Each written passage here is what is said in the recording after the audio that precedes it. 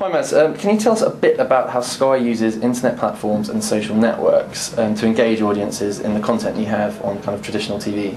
Sure, I can give you two examples that I've been involved with. One of them is Sky News, where we have the citizen journalism concept. We allow people come in and writing blogs based on the topics that Sky News gives them. They have their own profiles and so on.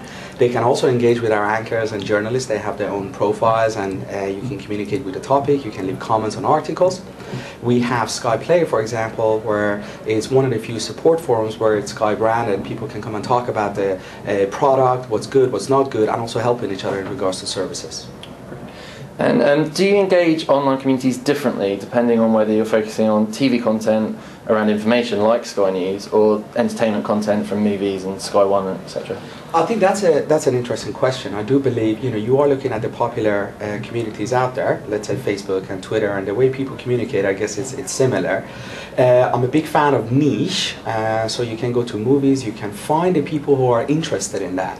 I wouldn't say perhaps the communication changes, is more like the topic and how you talk around the topic. You come across as the expert. If you talk about football and you don't know what offside is, then we've got an issue here. Sure. So I would look at it that way.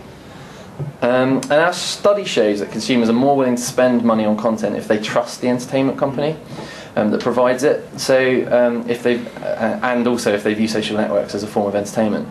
Could you share some thoughts on this relationship and how Sky uses community engagement to encourage brand loyalty in the actual Sky brand? Sure. First of all, it's fair to say that we are the largest TV aggregator in the UK. We do have services where people have to pay for, obviously, and we also have free services like you can visit online and so on. And recently, Sky Player allowed people to watch content, and you have to pay for it without having the TV subscription. Okay.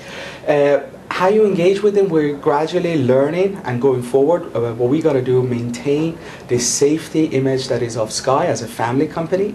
B, we have to make sure that we spend a lot of money and invest in content. We just have to make sure the image rights, TV rights, and so on, and also the moderation and legal that is coming from, let's say, Home Office recommendations around the content. But we're not completely there yet, in my humble opinion. We're moving forward, however. Sure. And obviously you're very active on Twitter and topped one of our tweet level lists here at Edelman. We talk about all companies as media companies. Yeah. So given your position at Sky, I wondered what your opinion was on how entertainment companies can encourage and assist all of their employees to become brand advocates online. Or do you see it as kind of people in your position kind of are responsible for that role alone? I think it varies.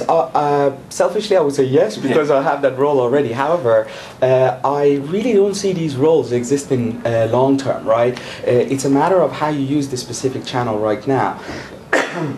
Excuse me, Sky News, for example, had a Twitter correspondent, Ruth Barnett, and now she's doing all sorts of other stuff, and she's not the Twitter correspondent anymore. However, all Sky News employees, anchors, journalists, they do have that. So in a way, that kind of it's fascinating for somebody like me who sat with them, participated in this process over a year, and they achieved that. So if you look at Sky as a company, thousands and thousands of employees, it's going to take a little bit of time. 80% is about education, making sure they're all there, they feel comfortable talking about the content as well.